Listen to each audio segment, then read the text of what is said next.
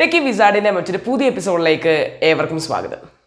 ഇന്നത്തെ വീഡിയോയിൽ നമ്മൾ മറ്റൊരു പ്രോഡക്റ്റ് റിവ്യൂ ആയിട്ടാണ് വന്നിരിക്കുന്നത്. ഇന്നത്തെ വീഡിയോയിൽ നമ്മൾ അൺബോക്സ് ചെയ്ത് റിവ്യൂ ചെയ്യാൻ പോകുന്നത് റിയൽമിയുടെ എയർബഡ് സീരീസിലുള്ള റിയൽമി ബഡ്സ് എയർ നിയോ ആണ്.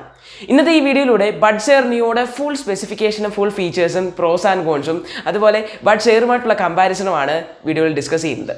വീഡിയോയിലേക്ക് കിടക്കുന്നതിന് മുമ്പ് എൻ്റെ ചാനൽ ആദ്യമായിട്ട് കാണുന്നവരാണെങ്കിൽ തീർച്ചയായിട്ടും സബ്സ്ക്രൈബ് ചെയ്യാനും അടുത്തുള്ള ബെല്ലൈക്കൺ എനേബിൾ ചെയ്ത് ഓൾ നോട്ടിഫിക്കേഷൻ ആക്കാനും മറക്കരുത്. സോ വീഡിയോ ഇഷ്ടപ്പെടുവാണെങ്കിൽ ലൈക്ക് ചെയ്യാനും ഷെയർ ചെയ്യാനും നിങ്ങളുടെ അഭിപ്രായങ്ങൾ കമൻറ്റ് ചെയ്യാനും മറക്കരുത്. സോ നമുക്ക് വീഡിയോയിലേക്ക് കിടക്കാം. നമ്മുടെ ബഡ്സ് എയറിൻ്റെ പാക്കിംഗ് നോക്കുകയാണെങ്കിൽ റിയൽമിയുടെ സിഗ്നേച്ചർ കളറായ യെല്ലോ കളറിലാണ് വരുന്നത്. ഫ്രണ്ടിലായിട്ട് നമ്മൾ ബഡ്സിൻ്റെ പിക്ചർ കൊടുത്തിട്ടുണ്ട്, ഒരു ഗ്രീൻ ഇയർബഡ്സും അതുപോലെ തന്നെ ഒരു വൈറ്റ് ഇയർബഡ്സും. സൈഡിൽ റിയൽമിയുടെ ബ്രാൻഡിങ്ങും അതുപോലെ തന്നെ കുറച്ച് ഇൻഫോർമേഷനും പ്രൊവൈഡ് ചെയ്തിട്ടുണ്ട്. ഓവറോൾ പാക്കിംഗ് നല്ല ഡീസൻറ്റ് ലുക്കിംഗ് ആണ്. ബാക്കിലായിട്ട് ഇതിൻ്റെ സിഗ്നേച്ചർ ആയിട്ടുള്ള കുറേ ഫംഗ്ഷൻസ് ഡിനോട്ട് ചെയ്തിട്ടുണ്ട്. ഇതെല്ലാം നമുക്ക് വീഡിയോയിൽ ഡീറ്റെയിൽ ആയിട്ട് തന്നെ സംസാരിക്കാം. താഴെയും കുറച്ച് കാര്യങ്ങളൊക്കെ കൊടുത്തിട്ടുണ്ട്.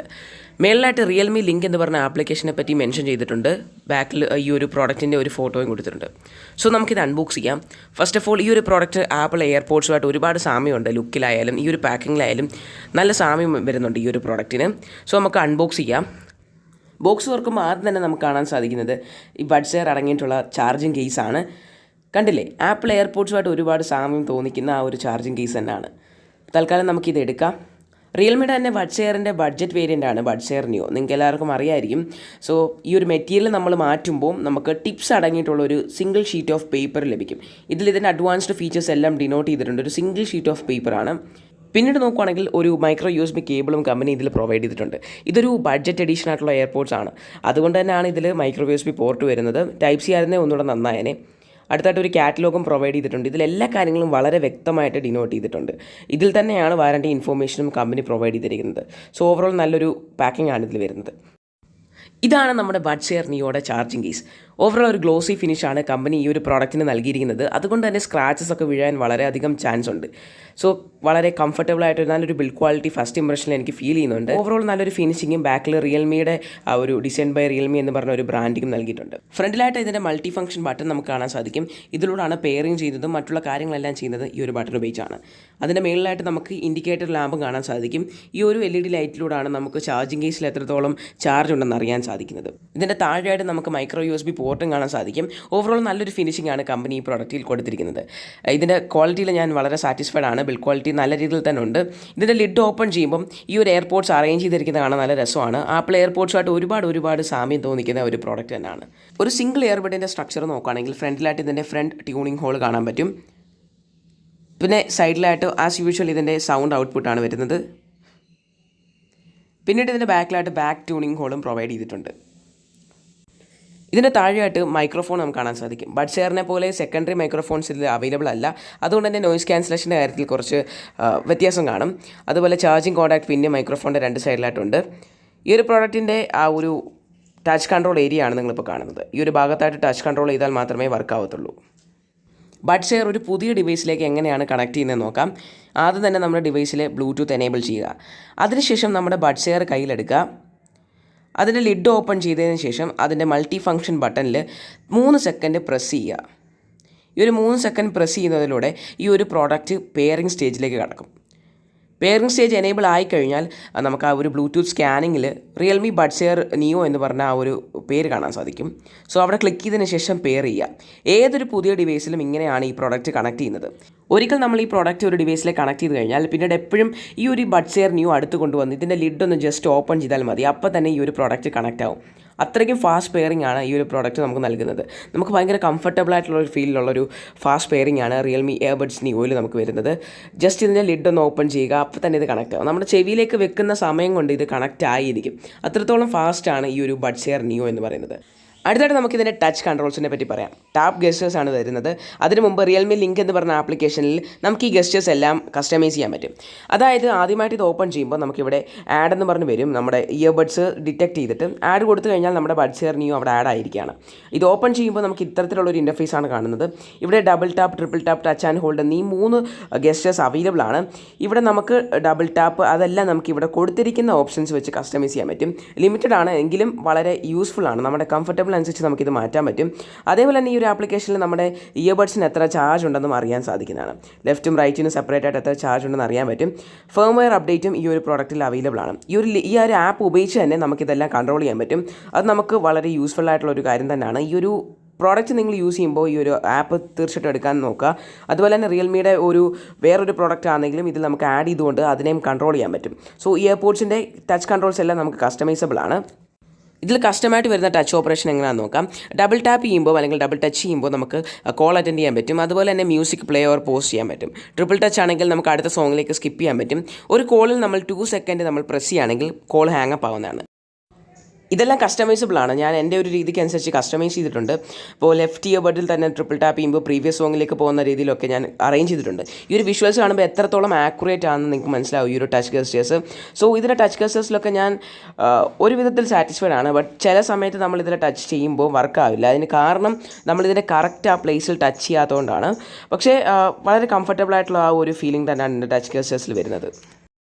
അടുത്തതായിട്ട് എനിക്ക് സംസാരിക്കാനുള്ളത് പ്രൊഡക്റ്റിൻ്റെ സൂപ്പർ ലോ ലേറ്റൻസി മോഡ് എന്ന് പറയുന്ന ഗെയിമിംഗ് മോഡിനെ പറ്റിയാണ്. ഓൾമോസ്റ്റ് എല്ലാ ഇയർബഡ്സിലും ഈ ഒരു ലാഗ് നമുക്ക് ഫോം ചെയ്യും. അതുകൊണ്ട് തന്നെയാണ് പല ഇയർബഡ്സിലും ഗെയിമിംഗ് മോഡ് എന്ന് പറഞ്ഞൊരു മോഡ്. സോ ഞാനതെങ്ങനെയാണ് പ്രവർത്തിക്കുന്നതെന്ന് കാണിച്ചു തരാം. പക്ഷേ ന്യൂ ആദ്യം നമ്മുടെ ചെവിയിലേക്ക് വെച്ചതിന് ശേഷം ഒരുമിച്ച് 2 ഇയർബഡ്സിലും ഒരേ സമയത്ത് പ്രസ് ചെയ്യുക.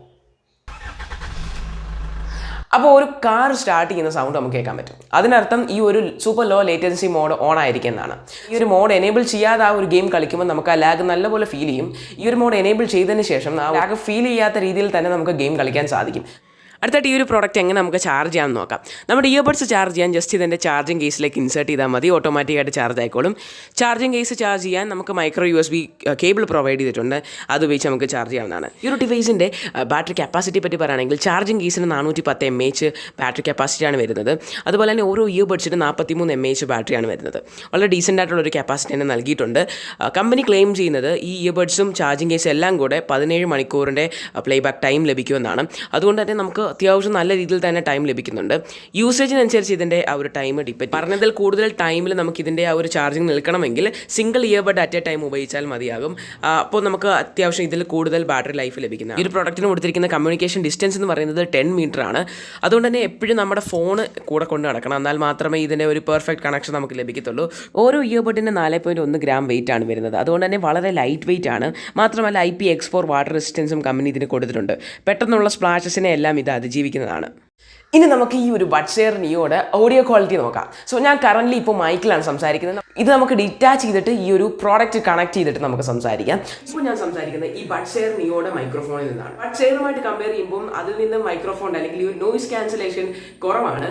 എങ്കിലും ഇതിൻ്റെ മൈക്ക് ആവറേജ് രീതിയിൽ തന്നെ പെർഫോമൻസ് ഉണ്ട്. സോ നമുക്ക് കോളിങ്ങിലായാലും വോയിസ് മെസ്സേജ് ഒക്കെ അയക്കാനായാലും ഇത് ഓക്കെയാണ്. ഇതിൻ്റെ ഓഡിയോ ക്വാളിറ്റി പറയുകയാണെങ്കിൽ dynamic bass boost 13mm large ഡ്രൈവറാണ് ഇതിൽ വരുന്നത്. വളരെ മികച്ച ഒരു ഓഡിയോ ക്വാളിറ്റി തന്നെയാണ് ഈ ഒരു പ്രോഡക്റ്റിന് വരുന്നത്. എൻ്റെ ഒരു പേഴ്സണൽ ഒപ്പീനിയൻ പറയുകയാണെങ്കിൽ ഞാൻ മ്യൂസിക് കേൾക്കാനും അല്ലെങ്കിൽ യൂട്യൂബ് വീഡിയോ കാണാനും മറ്റുള്ള കാര്യങ്ങൾക്കെല്ലാം ഇത് യൂസ് ചെയ്യുന്നുണ്ട്. എഡിറ്റിങ്ങിലായാൽ പോലും യൂസ് ചെയ്യുന്നുണ്ട്. ഇതിൻ്റെ ഓഡിയോ ക്വാളിറ്റി വളരെ ക്രിസ്പാണ്. അതുപോലെ നല്ല ലൗഡുമാണ്. നമുക്ക് ഈ ഒരു പ്രോഡക്റ്റിൻ്റെ പ്രൈസിനനുസരിച്ച് വാല്യൂ ഫോർ മണി ആയിട്ടുള്ള ഒരു ഓഡിയോ ക്വാളിറ്റി തന്നെയാണ് ഇതിൽ വരുന്നത്. നോയിസ് ക്യാൻസലേഷനെ പറ്റി പറയുകയാണെങ്കിൽ ബഡ്സ് എയറിൻ്റെ അത്രയും വരത്തില്ലെങ്കിലും ഒരു ആവറേജ് നോയിസ് ക്യാൻസലേഷൻ ഈ ഒരു പ്രോഡക്റ്റിന് അവൈലബിൾ ആണ്.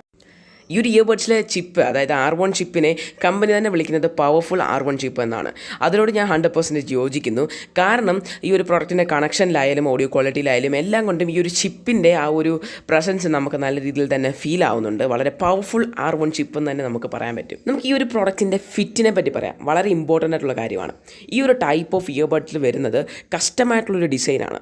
ഓരോരുത്തരുടെ ചെവിക്ക് അനുസരിച്ച് മാറ്റാൻ പറ്റുന്ന ആ ഒരു ഡിസൈൻ അല്ല ഇതിൽ വരുന്നത്. അതുകൊണ്ട് തന്നെ പലരുടെയും ചെവിയിൽ പല രീതിയിലാണ് ഇത് ഒക്കുപ്പ് ചെയ്യുന്നത്. എന്നെ സംബന്ധിച്ച് എനിക്കൊരു നല്ല ഫിറ്റ് തന്നെ, നല്ലൊരു കംഫർട്ടബിൾ ആയിട്ടുള്ളൊരു ഫിറ്റ് തന്നെ ഈ പ്രോഡക്റ്റ് നൽകുന്നുണ്ട്. എന്നാൽ ചിലരുടെ ചെവിയിൽ ഇത് ലൂസാണ്. സോ അങ്ങനെയുള്ളൊരു പ്രശ്നം ഈ ഒരു ടൈപ്പ് ഓഫ് ഡിസൈനിൽ വരുന്നുണ്ട്. നമുക്കിനി ബഡ്സ് എയറും ബഡ്സ് എയർ നിയോ ആയിട്ടുള്ള കമ്പാരിസൺ നോക്കാം. ബഡ്സ് എയറിനെ സംബന്ധിച്ച് അതിൽ വയർലെസ് ചാർജിങ് അവൈലബിൾ ആണ്, Type-C പോർട്ട് അവൈലബിൾ ആണ്, ഒപ്റ്റിക്കൽ സെൻസർ അവൈലബിൾ ആണ്. അതായത് വിയറിൻ്റെ ഡിറ്റക്ഷനൊക്കെ നോക്കാം. നമ്മുടെ ചെവിയിൽ നിന്ന് നമ്മൾ പാട്ട് കേട്ടുകൊണ്ടിരിക്കുമ്പോൾ ഇയർബഡ്സ് റിമൂവ് ചെയ്യുകയാണെങ്കിൽ ഓട്ടോമാറ്റിക്കായിട്ട് അത് പോസ് ആകും. അങ്ങനെയുള്ള അഡ്വാൻസ്ഡ് ആയിട്ടുള്ള ഫീച്ചേഴ്സ് അവൈലബിൾ ആണ്. അതേപോലെ സെക്കൻഡറി മൈക്രോഫോൺസും അവൈലബിൾ ആണ്. ഇത്രയും കാര്യങ്ങൾ നമ്മുടെ ബഡ്സ് എയർ നിയോയിൽ അവൈലബിൾ അല്ല. സോ ഒരു 1000 rupees ഒരു വ്യത്യാസം കൊണ്ട് ഇത്രയും കാര്യങ്ങൾ നമുക്ക് മിസ് ചെയ്യും. ബഡ്സ് എയർ നിയോ നമുക്ക് 3 കളർ വേരിയൻറ്റിൽ അവൈലബിൾ ആണ്, വൈറ്റ്, ഗ്രീൻ ആൻഡ് റെഡ്. അപ്പോൾ ഏറ്റവും ബേസിക് ആയിട്ട് അല്ലെങ്കിൽ സ്റ്റാൻഡേർഡ് ആയിട്ടുള്ള ഒരു കളർ എന്ന് പറയുന്നത് ഈ ഒരു വൈറ്റ് തന്നെയാണ്. വൈറ്റ് ചൂസ് ചെയ്യുന്നതായിരിക്കും ഏറ്റവും ബെറ്റർ.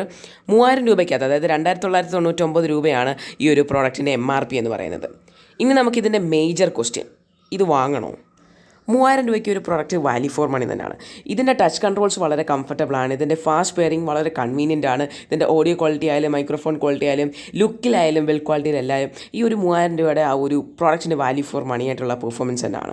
ഇപ്പോൾ നിങ്ങൾക്ക് 1000 രൂപ എക്സ്ട്രാ കൊടുത്ത് ബഡ്സ് എയർ മേടിക്കാൻ പറ്റുവാണെങ്കിൽ ഏറ്റവും ബെറ്റർ അത് തന്നെയാണ്. കാരണം അത്രയും ഫീച്ചേഴ്സ് നമുക്ക് 1000 രൂപയ്ക്ക് ഇവിടെ കിട്ടുന്നുണ്ട്. അപ്പോൾ ഇതിൽ ഈ മൈക്രോ USB-യും അതുപോലെ തന്നെ ഈ സെക്കൻഡറി നോയ്സ് ക്യാൻസലേഷൻ ഒന്നും ഇല്ലാത്തത് ചെറിയൊരു പോരായ്മ തന്നെയാണ്. ബട്ട് ഇറ്റ്സ് ഓക്കെ ആണ് ഈ ഒരു പ്രൈസിനനുസരിച്ച്. ഒരുപാട് പേർക്ക് ഈ ഒരു പ്രോഡക്റ്റിൻ്റെ ഡിസൈൻ ഇഷ്ടമല്ല, കാരണം ഒരുപാട് യൂസ് ചെയ്യുമ്പോൾ നമ്മുടെ ചെവി പെയിൻ ഒക്കെ എടുക്കും. അപ്പോൾ ഇനിയർ ഇയർബഡ്സ് ചൂസ് ചെയ്യുന്നതായിരിക്കും കുറച്ചുകൂടെ ബെറ്റർ.